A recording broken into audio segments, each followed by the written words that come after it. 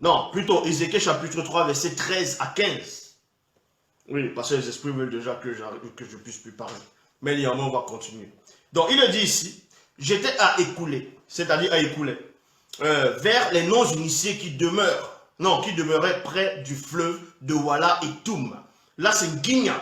Donc, c'est Ézéchiel qui est en train de parler. Ézéchiel s'exprime, il raconte son expérience, il raconte son histoire, il raconte son vécu. Il vous dit ici, dans Ézéchiel chapitre 3, à partir du verset 13, que j'étais à écouler vers, d'autres vont lire, ça va donner écouler, mais non, c'est écoulé. Donc, j'étais à écouler vers les non-initiés qui demeuraient près du fleuve de Wala et Toum. Et dans le lieu où il se trouvait, là, je restais 7 jours. Je restais 7 jours. Je restais 7 jours, 7 jours. Stupéfait au milieu d'eux, dans mon corps physique. Donc on vous apprend ici que lui aussi a reçu des expériences hautement spirituelles. Et durant 7 jours, il était près d'un fleuve antique connu par les initiés et aussi par beaucoup de non-initiés de l'époque. Et donc le peuple était faible spirituellement, vu qu'ils étaient en captivité spirituelle. Est-ce que vous comprenez? Donc c'est pour ça qu'on vous dit ici que j'arrivais à écouler vers les non-initiés, vous voyez, et non vers les initiés, et non vers les non-initiés graciés, mais vers les non-initiés qui demeuraient près du fleuve de Wala et Toum, et dans le lieu où ils se trouvaient. Là, je restais 7 jours stupéfait au milieu d'eux, dans mon corps physique. Dans le verset 14, il est dit, au bout de 7 jours, donc au bout de 7 jours, donc le bout c'est quoi? C'est que ça finit maintenant. Au bout de 7 jours, là, Mouta te dit, c'est celui qui guide, qui intronise les initiés. Mouta te dit, m'enleva spirituellement hors de mon corps physique, prit également mon corps physique avec lui, puis m'adressa la parole en ces termes. Fils de Moto, donc Mouna Moto, je t'établis comme une sentinelle à Wassé. Il y a point. Donc, pendant 7 jours, Guigné aussi était stupéfait. Il a vu la souffrance des non-initiés. Il a vu comment on les a câblés spirituellement, mystiquement. Donc, il était stupéfait, ainsi de suite. Et au bout de 7 jours, parce qu'il a vu le peuple affaibli spirituellement. Donc, au bout de 7 jours, c'est là où Mouta te dit maintenant, va l'enlever hors de son corps visible et physique. Il va aussi prendre son corps physique pour le transporter dans d'autres sphères, dans d'autres réalités. Et là-bas, il lui dit, fils de Moto, donc Mouna Moto, je t'établis comme sentinelle à Wassé. Ça veut dire quoi ici? Une sentinelle, c'est quoi? C'est un gardien. Une sentinelle, c'est un garde. C'est quelqu'un qui va se tenir à la brèche, afin que les esprits occultes ne puissent pénétrer dans la brèche, ne puissent entrer.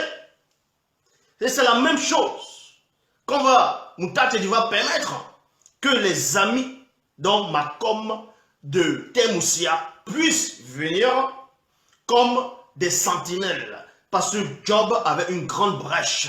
Il avait une brèche que lui-même il ne voyait pas, dont il n'était même pas conscient. Et ses amis vont venir comme des sentinelles. Voyez? Pourquoi maintenant on vous dit, je vais aller dans Temoussia, vous allez comprendre quelque chose. Vous allez voir que dans la spiritualité, on ne tâtonne pas. On ne tâtonne pas avec la spiritualité. Est-ce que vous comprenez? Comme j'ai dit, les Makom, c'est-à-dire Makom, c'est les amis, de Temoussia vont venir en tant que sentinelles. En tant que sentinelles. Maintenant, on vous apprend qu'ils étaient au nombre de 4. Pourquoi ils étaient au nombre de 4? Pourquoi 4? 4 va symboliser quoi? 4 va symboliser quoi ici? Donc, dans 1 Samuel chapitre 15 au verset 10, il est dit, tu devras encore descendre à Moukati avant moi. Donc, c'est Dina, donc, qui est le puissant Moutapeda Mundi, donc prophète Samuel, qui s'adresse à Nyongi, celui qu'on appelle Saül dans les Bibles classiques, lors d'un combat spirituel qui devait démarrer, qui devait s'annoncer. Guigna, non, pas Guigna, Samuel, donc Dina, le fait savoir à ce roi-là que tu devrais plutôt encore descendre ô Mukati avant moi, je t'y rejoindrai plus tard. Tu m'y attendras 7 jours. Donc, il demande à ce roi d'aller et de l'attendre là-bas pendant 7 jours. Quand je serai là, je te communiquerai ce que je devrais faire, ce que tu devras faire. Donc, toujours 7 jours, les mystères de 7 jours. Donc, durant 7 jours, il y a une personne qui est affaiblie spirituellement ou des personnes qui sont affaiblies spirituellement. Et dans cette période de 7 jours, il y a le mystère de la restauration. Donc, restauration par rapport à un bouclier. Donc, on va envoyer des gens pour vous guérir. Bon, pour déjà être des sentinelles afin que le virus, le mal, la négation, le péché ne puisse continuer à entrer dans la brèche afin d'écarter complètement la brèche. À partir du verset 1 à 2, il est dit ici. Donc, au bout de 7 jours, quand les amis de Temoussia vont ici, parce que quand vous lisez dans Temoussia chapitre 2, on vous apprend que les amis, 4 amis de Temoussia sont arrivés. Ils ont trouvé Temoussia dans un état, on va dire, lamentable, dans un état affaibli spirituellement, mentalement, moralement et physiquement. Il était vraiment affaibli. Et ces amis maintenant vont venir. Donc, pourquoi 7 jours? Et pourquoi ils devaient être au nombre de 4? Parce qu'il y a 4 amis de Job, ça fait 4 personnes. Job, ça fait 5. Son esprit, ça fait 6. Et son âme, ça fait 7. Vous voyez, ça va toujours représenter les 7 personnes.